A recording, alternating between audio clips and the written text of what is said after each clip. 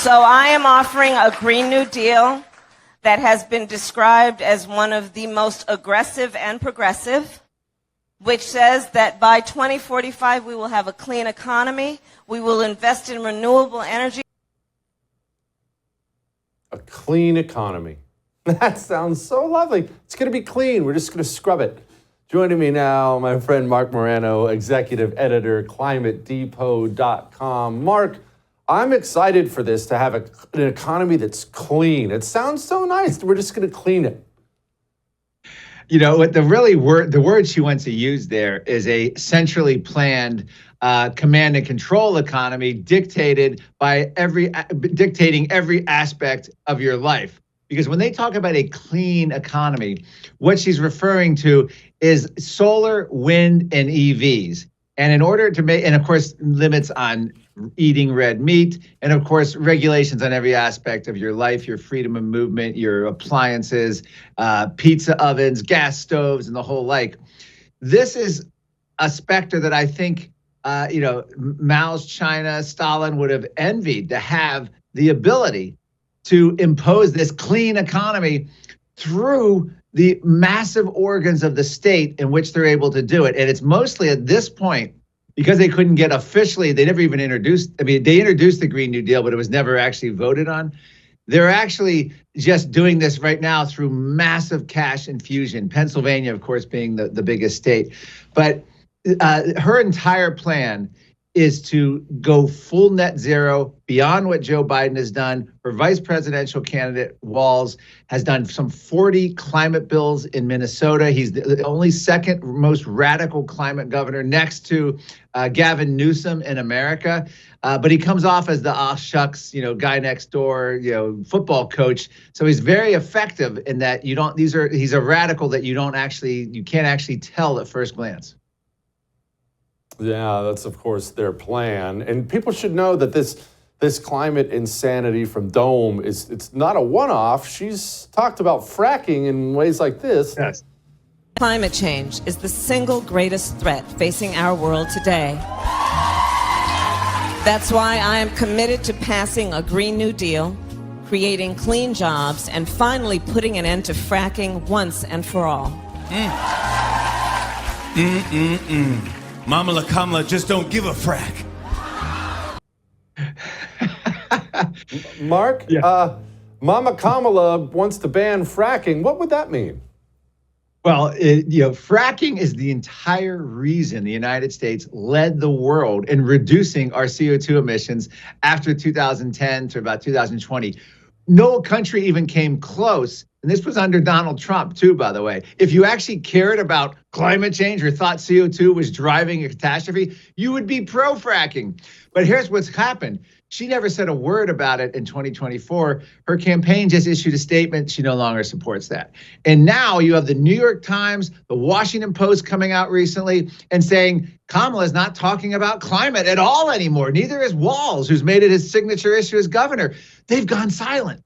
Why have they gone silent? Because they know the public is complete fatigue from hearing, first of all, climate emergencies, climate crisis, and all the nonsense. And instead, they've turned the whole issue into cash grabs. And to give you an example, the Inflation Reduction Act was only passed with about, I think, $270 billion. The latest estimates are they're spending $1.2 trillion on the way to multiple trillions. We're at a point in America where Congress can authorize a bill and it means nothing. They'll get the budget and go 10, 20, 30 times that, and the government just spends beyond that. And all of this money, of course, is being aimed at Pennsylvania. And we have Kamala Harris telling farmers in 2019 that if her new climate policies affect, remember, they're coming after high yield agriculture, they're coming after meat eating. If you lose your job farming, don't worry, we're going to retrain you. You're just one of the victims. You can survive because you're versatile and you can adapt. It's a frightening situation because they are imposing top-down controls, collapse of energy, food, transportation, rationing of all of that to create a chaotic situation. Remember, Vladimir Lenin, 1917, against Tsarist Russia, the slogan was the worse, the better. The more inflationary debt cycle, economic calamity with food shortages, rationing, limits on your transportation, vehicle limits, the more you're going to have calamity, the easier it is to impose this kind of centrally planned totalitarian vision. Make no mistake, that is what this is. That's what's happening in Europe. Of course, they're fighting back. The farmers form their own political party. They sprayed the manure all over the EU. And of course, the elections went against the Greens in June of this year, 2024. So we'll see what happens here. But she is doing a great job, her and her vice president, of being very stealth about their true agenda, and it's even gotten the notice of the mainstream media now.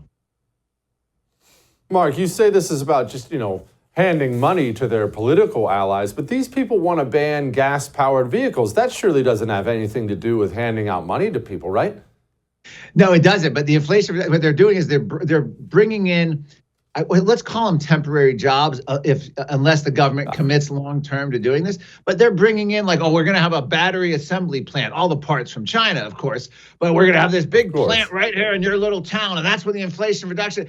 And this has been happening for decades, with back since Obama's first green stimulus. Everything looks great at first until the money dries up and there's no market for it, and the products are a joke and they don't actually produce anything, and the batteries aren't good, and the solar panels fade out and they don't have energy. And then what happens? The money goes to the same board. The companies will dissolve. A new board will form, many times with the same board members. They come in and they take over, and this is their makeshift jobs. The unions love it. They can bring the rank and file union in because they're going to be these temporary jobs funded by tax dollar.